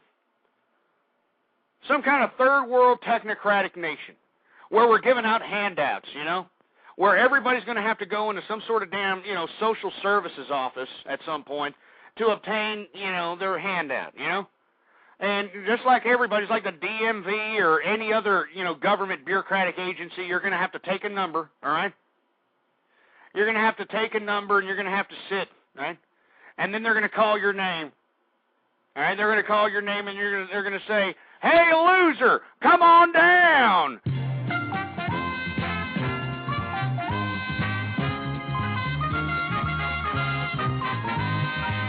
Yeah, you're the next contestant in the American handout game of loserdom. Welcome to America. Oh, do you want a soup? You want a bowl of soup? Here's a bowl of soup. Huh? Oh, what? You want a free phone? Oh, here's a free cell phone on the American dollar, on the American taxpayer. Here you go. Here you go. And for all you folks that don't know, the poor in America can now get free cell phone service. And if you don't believe me, go and listen to the episode of single mothers obtaining over $8,000 a month in government subsidy. I named the program in question. So if you happen to be a poor bastard and you're listening to this broadcast on your 386 SX that you got from the damn swap meet or the damn flea market, all right? Remember that now you can get yourself a free damn cell phone, courtesy of the American taxpayer, and you can look that up, whenever the hell you feel like it, all right? And I'm not joking, folks. These are actual programs out here. No longer are we giving out opportunities. We're giving out handouts. That's right, we're giving out handouts. You know that now we can get, well, I don't know about you folks. If you happen to be working, well, screw you, right? I mean, if you happen to be working hard for your money, well, you're not living in the new liberal and feminist America. I mean, you have to shit out kids. That's what you need to do. You have to shit out about 8 kids so you can get about $8,000 a month in government subsidy, huh? Yeah, oh yeah, you have to be a drug addict. You have to be some kind of pathetic loser. And, of course, we got Acorn embracing this crap by trying to, according to these videos that are coming out by these 2 independent journalists who, should get a Pulitzer Prize award. These 2 independent journalists going up into Acorn, admitting that they are going to run a underage prostitution ring, and you've got Acorn employees more than willing to help them out. And according to a couple of these videos, according to the individuals here in the chat room, you got some of these Acorn employees actually propositioning, this independent journalist for an actual hand job or some crap. So, this is the America. This is just an absolute disgrace to America. I find it funny that, Acorn had such an integral part in this presidential election. They were out there, signing up people, to vote, and conveniently they were voting for Barack Hussein Obama, and of course they tried to sweep that under the rug. And now you've got Acorn employees actually helping underage prostitution rings skirt around the federal guidelines so they can obtain free housing to open up a brothel. And folks, if there's a lot of people in the chat room, this is news to them. Obviously, they haven't been abreast about what has happened. Folks, the only news outlet that has covered this story, and now Gibbs today actually had to respond to this story, and he didn't respond to it well. He stumbled over his own tongue like John Edwards trying to explain how to cheat on a dying wife. But he actually had to acknowledge this story because, let me tell you, this is really a legitimate issue here. Acorn helping a obvious pimp and whore operation, an underage brothel. I mean, it just goes to show you the extremes of what the left is trying to do to this country. I mean, why would they want to help? All right? Why would they want to help anyone who would want to open up an underage brothel? Huh? I mean, well, why would they do that? I don't know. Anyway, folks, we got about 39 minutes left in the program. I would like to hear from you. 646-652-4869 is the number to call here. I want to thank everyone for tuning in live with me here in the program. We got a lot of people in the chat room here. I want to thank you for your patronage. Once again, folks, I'd like for you all to follow me on Twitter. It's the best opportunity to figure out when I'm going to conduct a live broadcast. And the Twitter name is Ghost Politics. All one word, no underscores, Ghost Politics.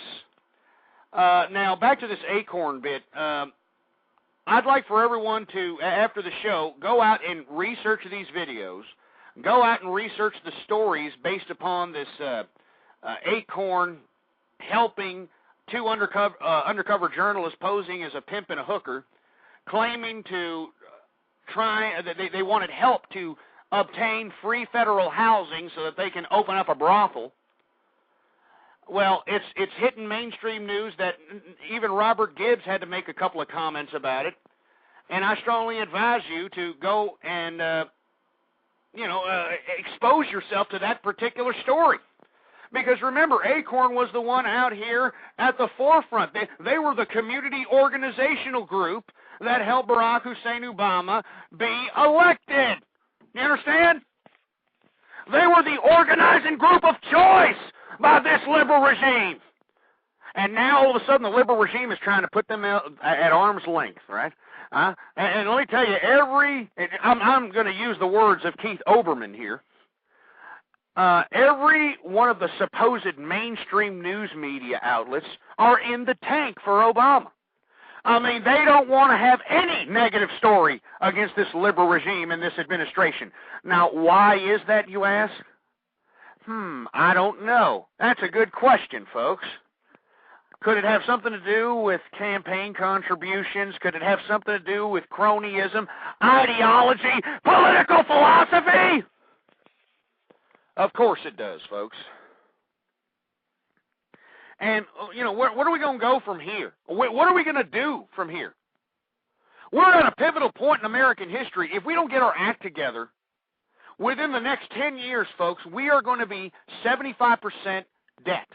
The gross domestic product, the GDP of America, that's the total amount of economic activity of our country, the gross domestic product. And if you don't know what that is, well, go look it up! The gross domestic product in the next 10 years is going to be 75% debt. And I ask you, how exactly are you going to run a country and continue to be a superpower based upon that economic reality? How can you do that? You can't. And is anyone, I don't mean to be just picking on the damn godless liberals and the feminists, even the Republicans. Is anyone proposing any alternative here? No! No, this is all cronyism. This is all pork barrel spending. These power-hungry autocrats have sold us out, folks. And let me tell you, 2010 is coming around the corner. It's coming around the damn corner, and it is up to you to go out there and just unelect all these idiots out of power. All right? Don't vote for Democrat. Don't vote for Republican. Vote for some on-the-fringe moron. I mean, who really cares who's in office at this point anymore? I mean, put the third option. Put the third option on there. I'm serious, folks. I mean, get these clowns out of here. These idiots in office are sociopaths. They can sit here and tell the American public with a smiling face one thing, and sit here and give it to us up the tailpipe in another. And let me tell you something, folks. They are giving us an anal fisting with no Vaseline, and the only thing we can do about it is go, ah!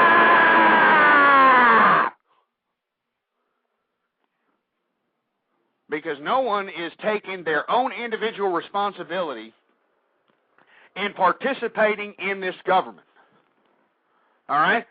Now, people ask all the time, well, what am I supposed to do, Ghost? Huh? Well, what am I supposed to do? Well, it is your responsibility to go out there whenever you're in a social arena. Whenever you're gathered together with a bunch of colleagues, a bunch of friends, whenever you're at the table with, your family, you need to participate in political debate. All right? You have to participate in political debate. You have to initiate political debate. You have to unearth contradictions within the liberal political philosophy.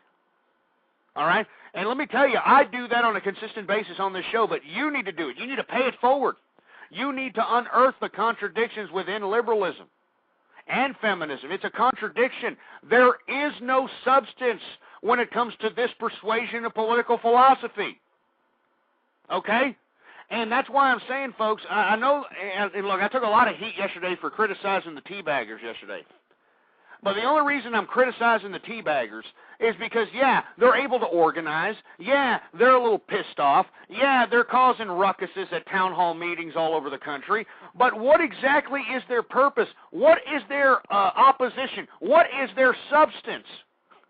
And with all due respect, folks, they're only infuriating the idea of racism. And what do I mean by that? I alluded to yesterday that a lot of these teabaggers, when they're out here protesting, they're wearing the cliche cheese whiz guzzling three-tooth redneck perspective of what the average person views as a racist. All right? I hate to, put down, those that are in the South and that's their, everyday uniform. But folks, frankly, this is a serious time in American history. We can't go out and do protests with a damn NASCAR headband and, damn wife-beater T-shirt and a damn picket sign that is misspelled. We can't keep doing this. That is not civil disobedience appropriate for political change. All right? And that's my criticism with the teabaggers. I love their organization and grassroots campaigns, but with all due respect, you have to have a certain level of integrity to yourselves. You have no political substance. When you go to these town hall meetings, teabaggers, all you do is cause a ruckus saying, I like my health care. I like my health insurance. I don't want the health insurance to change. That's your political substance, and it's not much, folks. You're looking like a bunch of rabble-rousing, 9/11 truther morons, with all due respect. You're looking like, some idiot like Alex Jones, with a bullhorn, trying to claim that, reptilian shapeshifters are in control of the world. With all due respect, you have to have political substance to back you up, and I strongly advise the teabaggers, please, if you're going to go out there and cause civil disobedience, if you're going to protest, if you're going to go out there and have media cameras in your face, do not entertain the stereotype that these damn liberal elites are trying to expose as the stereotypical teabagger. Because that's what they're trying to do to you folks. They're trying to label you as a bunch of on-the-fringe militia rednecks, that are probably guzzling down on some cheese and watching old episodes of Hee Haw. And then there you go. That's the teabaggers there. I've seen them, folks. I have gone every, search engine out there searching for videos about these town hall meetings, and every one of them is just some slovenly, grotesquely dressed individual causing a ruckus out there. And I took some heat from some teabaggers. They emailed me up saying, well, who cares about how they dress? All right, who cares about how they dress? Well, with all due respect, I just criticized the black community. All right? I just criticize the black community because they sagged their pants and embraced this hip-hop culture and all this ridiculous nonsense, okay? I just criticize the black community, and this goes the same for the white community, all right? Stop embracing this cheese whiz guzzling, trailer park trash living, hee-haw watching, Toby Keith worshiping lifestyle. That's enough of it, all right? We don't need any more of that anymore. All right, I understand you want to be a proud Southerner, fine. You can be a proud Southerner, but you don't have to be an ignorant, chaw-chewing bastard to do it, all right? I'm sorry. And all I'm saying is for the Tea Party, that's why you're only getting fringe support. You're not getting mainstream support because a lot of your organizational tactics are, rooted with fringe group grassroots. I mean, you've got a lot of people out there that, with all due respect, are not somebody you want to put in front of a camera with a misspelled picket sign in a protest. And that's my criticism of the Tea Party. I mean, I think that you need a better political foundation. You need to understand what you stand for and what you're actually going to represent as your political philosophy, and then you got to, bring it out to the people. I'm not saying the Republicans are doing a great job either. The Republicans have lost my vote. I will never vote Republican again. I mean, they gave the finger to the conservative movement. All right? I mean, so, the Republicans are no better than these damn godless liberals and these muff-diving feminists. All right? I mean, bottom line, they're no different.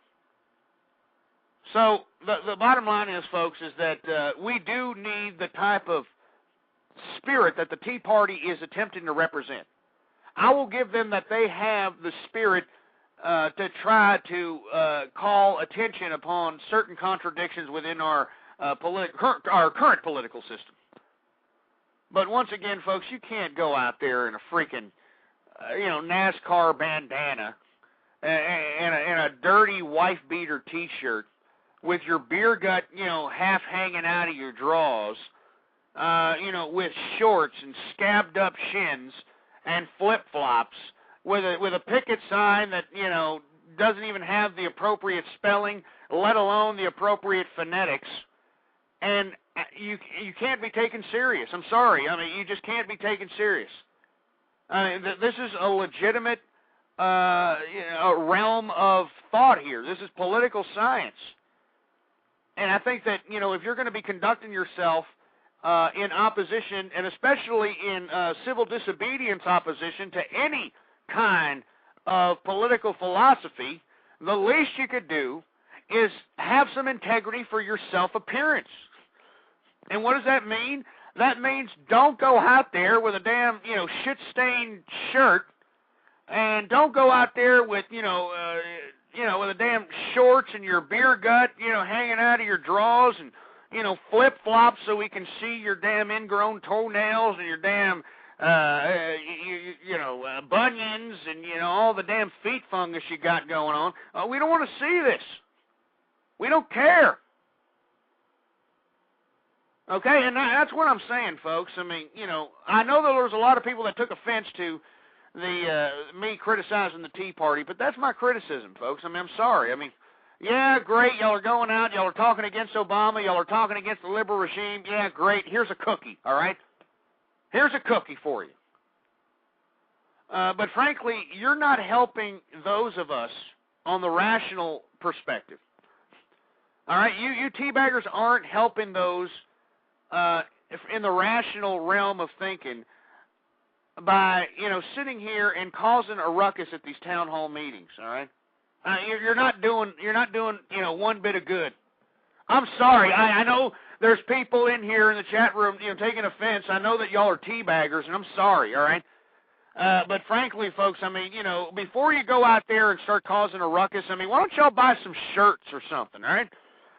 I mean, why don't you all buy, like, some shirts that you can all wear that say something on them, or, buy yourself something that shows that you got some kind of personal integrity, because you're no better than these ghetto-fied black people that I was just criticizing, white folk, all right?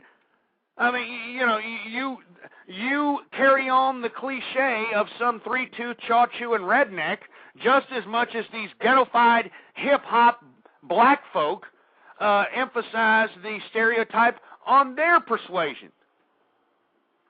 So you can't have it both ways, folks, all right?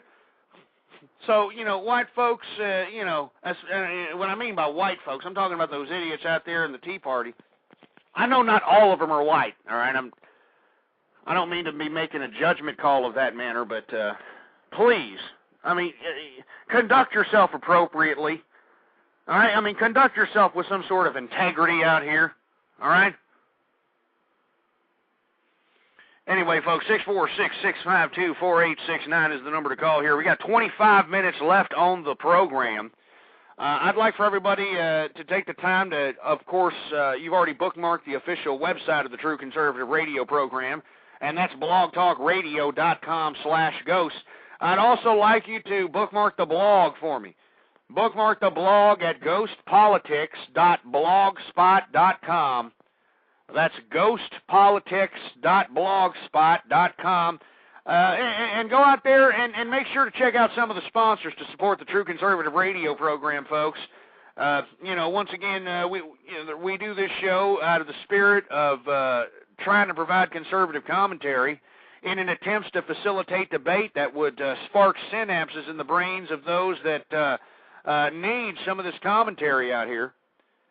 So once again, folks, please visit some of the sponsors that are in the websites of the True Conservative Radio program and the blog because we need your support. Now that we got all that out of the way, folks, I'm going to go ahead and wind the show down. And if you'd like to chime in about any of this, believe me, you can call in right now, 646-652-4869.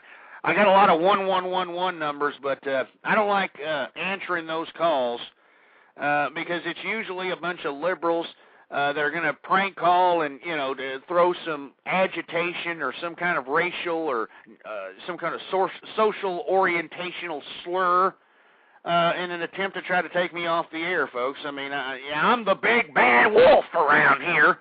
I'm the big bad wolf because I don't show any compassion to perverts and, losers and, poor people and single mothers and all these other, useless idiots in society that are dragging us down because I don't show them, any kind of sympathy. I'm the bad guy.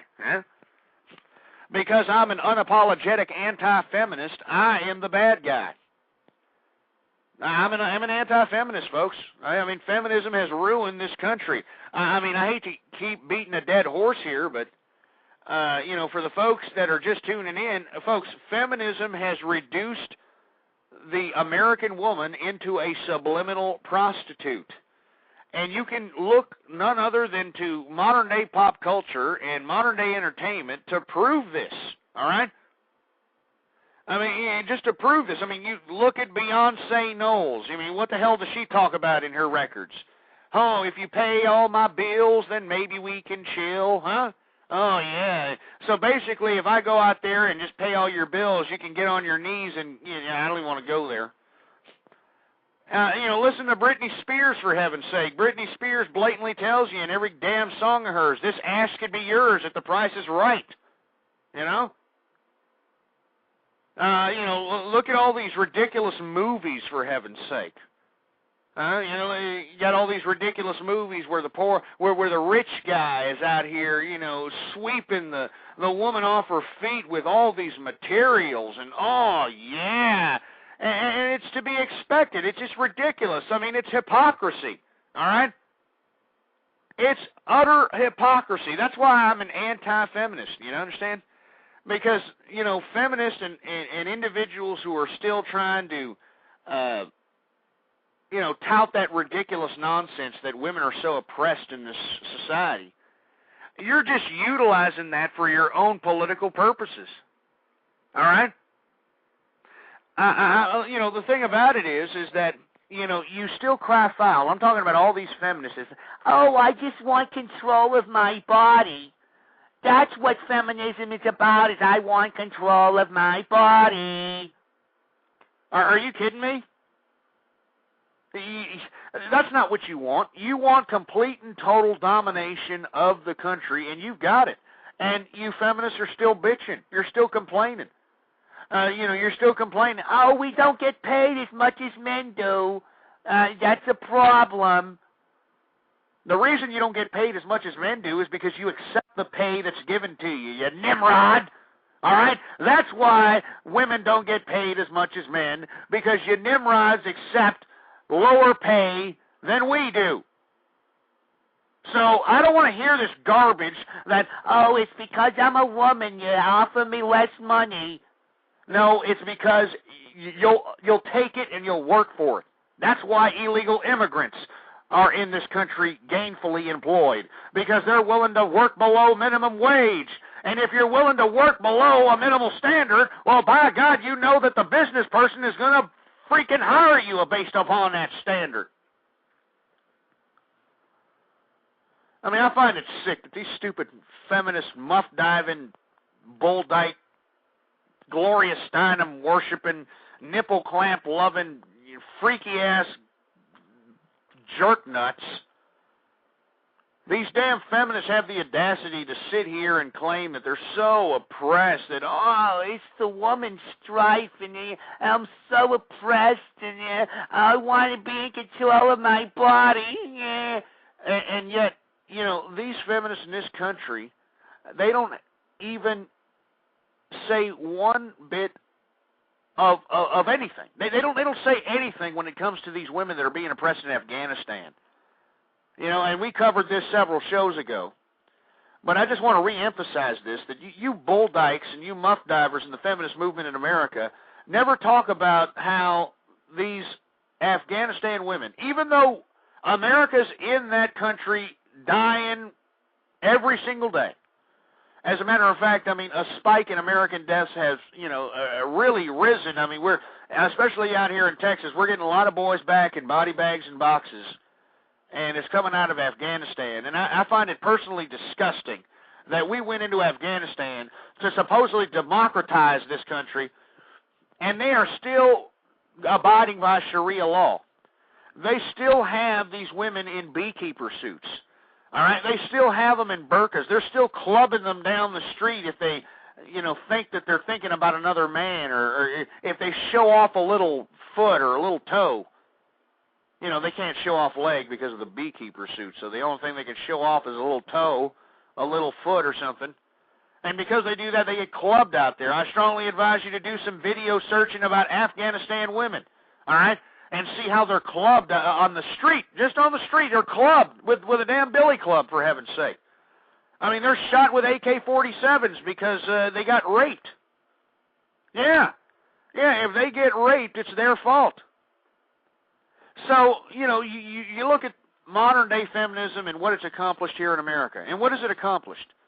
It has destroyed the family. The family has been completely destructed because of feminism.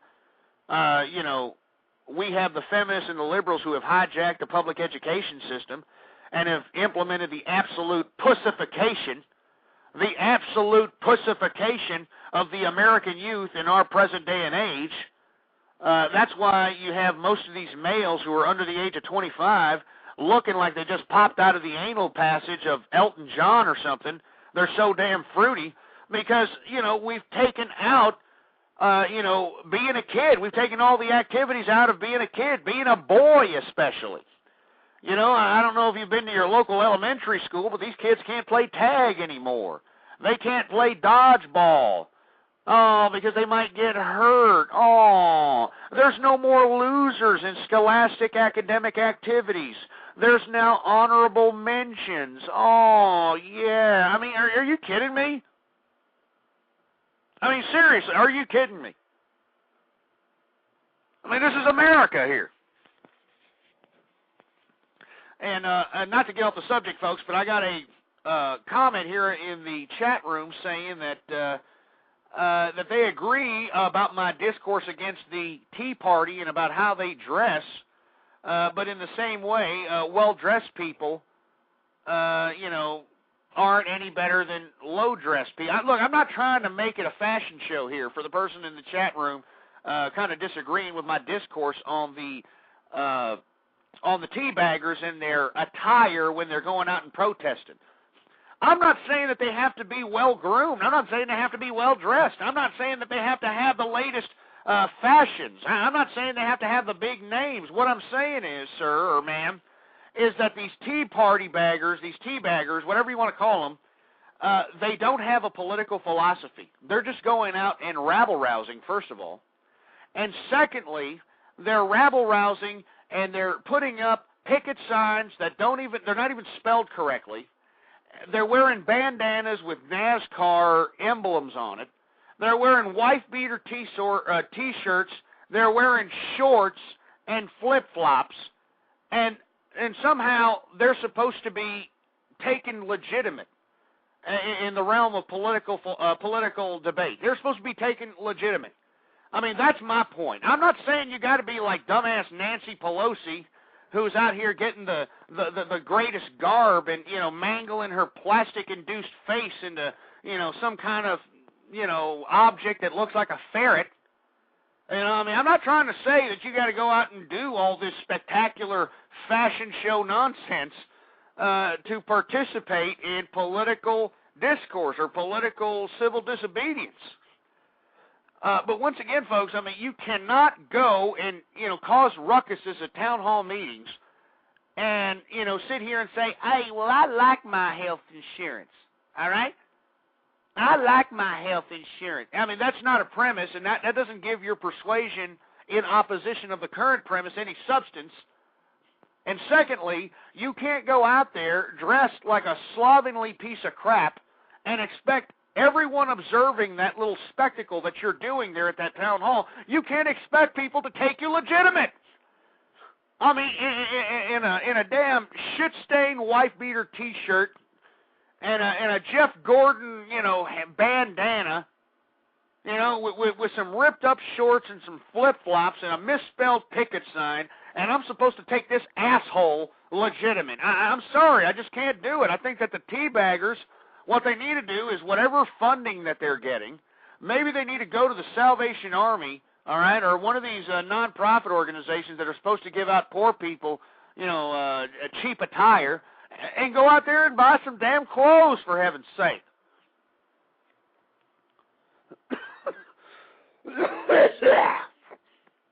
Excuse me. I'm getting a little emotional here. My voice box is cracking. All right? So, once again, folks, I'm just saying, I appreciate the fervor that the Teabag Party is representing, all right? I appreciate the discourse that they're attempting to provide.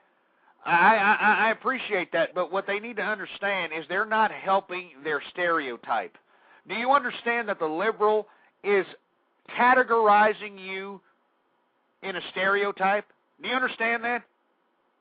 I mean, I know that you people are taking offense to the fact that I'm criticizing wife-beater T-shirts and NASCAR headbands. But look, do you understand that the liberal regime is painting you with a paintbrush, and they're painting you with the paintbrush of being chaw-chewing, trailer park trash-living, cheese-whiz-guzzling, old episode of hee-haw watching, ass-tickling rednecks that are racist, ignorant bastards, all right?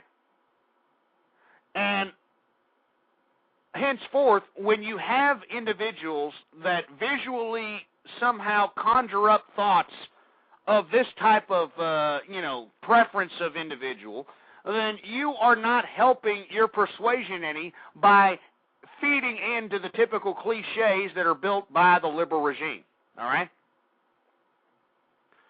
I mean, that's all I'm saying, folks. I mean, I'm saying the same thing to you what I told the black folks.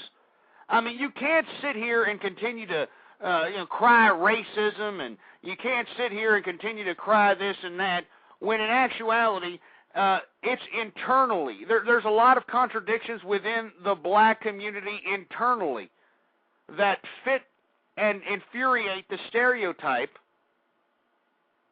all right, that infuriate the stereotype of those that, particularly, embrace a racist attitude.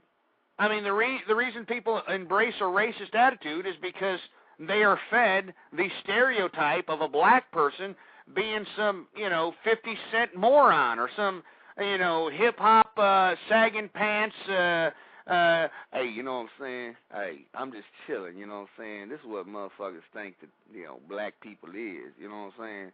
They think black people talk like this, Gee, you know what I'm saying? They think we just, just kind of talk like this, I mean, that's exactly what I'm talking about. And I talk to conservative, older black folk, and they are disgusted with this. They don't even want to be affiliated with this. All right? I mean, that's all there is to it. So all I'm saying is don't abide by the stereotype that the liberal is trying to build upon you. And, if you're getting all butthurt because, I like my wife beater T-shirt. I like NASCAR. I want to go out there and wear Jeff Gordon underwear. And I want to do that.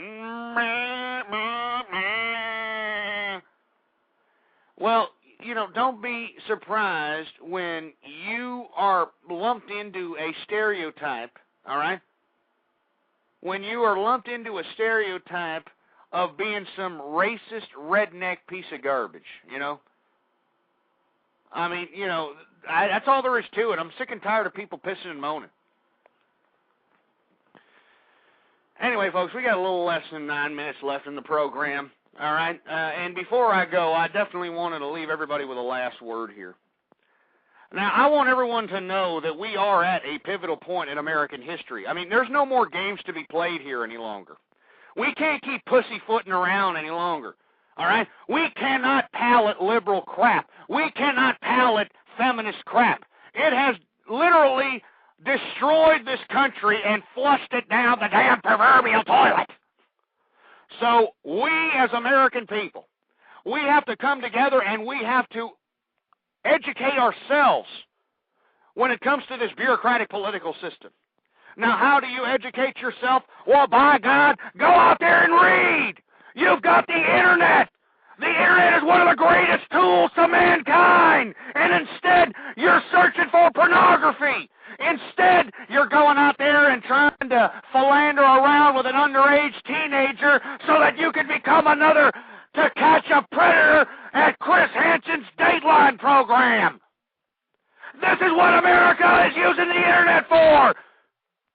And what you need to be using the Internet for is you need to be using it to educate yourself, inform yourself, keep yourself abreast with everything political that pertains to your life, that pertains to your family. It's your duty, damn it! It's your duty to be political. It's your duty to go out there and participate in this government. So go out there and do it, damn it! Stop sitting on your fat jelly ass and do something about it! Get off your cottage cheese-ridden ass cracks and go out there and participate. Go out there and organize! Go out there and organize! Go out there and unelect all these damn politicians! That's enough of these power-hungry autocrats! We don't need them! We don't need them! So get these damn politicians the hell out of here, folks. All right, I've been here for 3 years telling you people to do this crap. All right, I mean, several years ago, people were calling me loco because I said that the economy was about to collapse. People said I was crazy when I said that communism was impending upon the American people. Look at you now! Look at you now! It's time for you to get up and stand up instead of sitting on your fat jelly ass watching the next idiot on American Idol shove a gerbil up his ass. All right? Instead of sitting there looking for the latest rodent on Paris Hilton's rotten crotch. Get up and stand up and start fighting for the Constitution. Start standing up and becoming political, damn it. Participate in this government. Participate in this government. Participate in this freaking government. You lazy pieces of American public crap.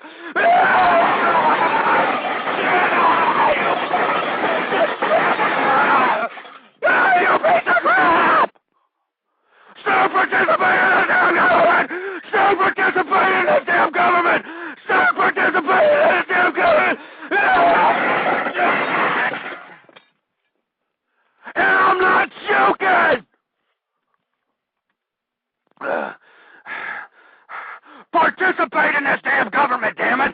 Get off your fat ass. It is your duty.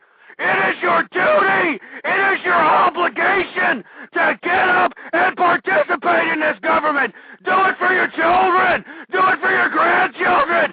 Do it for everyone out here that isn't born yet. You selfish, self-indulgent piece of crap. Ah! Ah! Do it for your country, you piece of crap.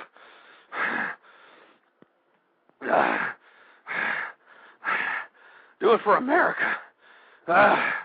Do it for America, for heaven's sake.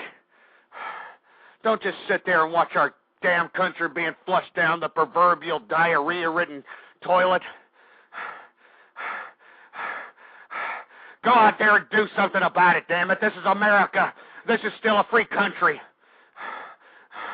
We still have the freedom of speech. We still have the Bill of Rights, the Constitution. But we're not going to have them very much longer. If you idiots sit on your fat asses and keep shoveling food down your gullet like a damn garbage disposal. If you keep watching all these ridiculous reality shows. If you keep star-humping these idiots that are out here put upon you. It makes me sick. All right? It makes me sick to my stomach that this is the modern-day America. Sometimes, and many times, it hurts to wake up every morning.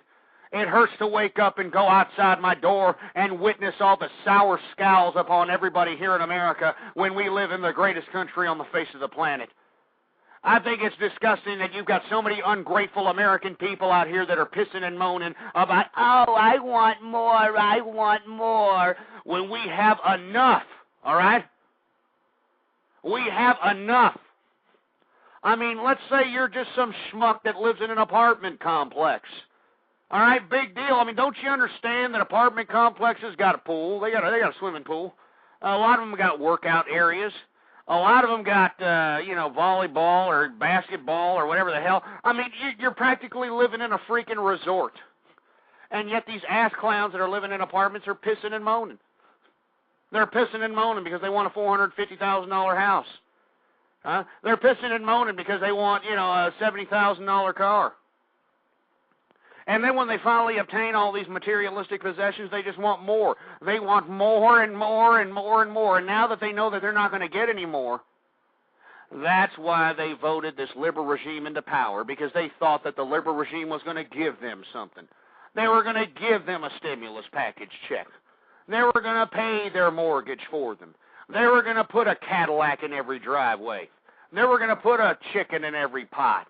They were going to do all this ridiculous nonsense, and now that they're not coming to flourish, and the only people that they're helping out are the cronies that donated to their campaigns, and, they're throwing some change to the losers of America. I think they increased food stamp payments by 30-40%, but, yeah, big deal.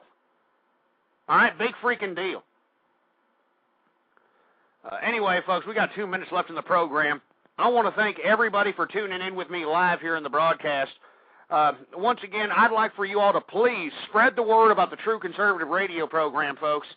blogtalkradio.com/ghost is the official website address. Please bookmark it, add it to your favorites, and spread that link like wildfire, folks. I need your help. We need to all come together, and we need to promote avenues like this, commentary like this, folks. Because we are too enthralled with the supposed mainstream media, and the mainstream media is no longer mainstream anymore.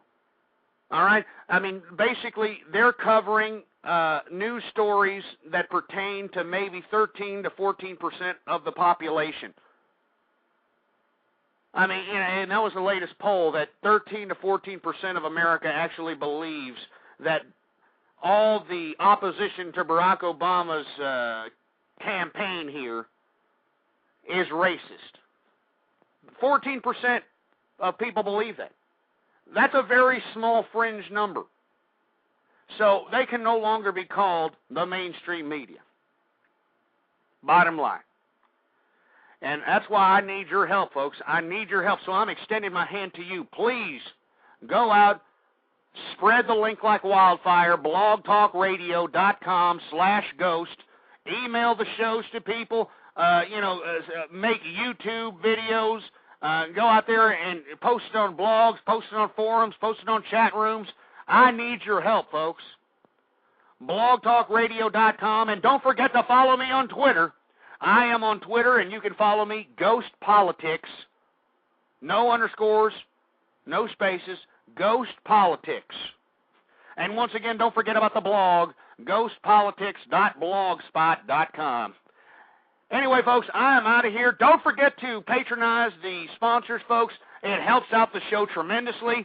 So click on the freaking link, for heaven's sake. Help us out. Don't be a cheap bastard. Anyway, I'm out of here. Long live the true conservative movement, and death to feminism. Boar's Head is bringing a slice of Japan to the deli. Introducing Boar's Head Ichiban Teriyaki-style chicken. Tender, slow-roasted chicken breast, coated in our signature teriyaki glaze, where ginger, garlic, and a hint of brown sugar meet for a flavor that's both sweet and savory. New Boar's Head Ichiban Teriyaki-style chicken. The bold flavor of Japan. Now at the deli. Only from Boar's Head. Compromise elsewhere.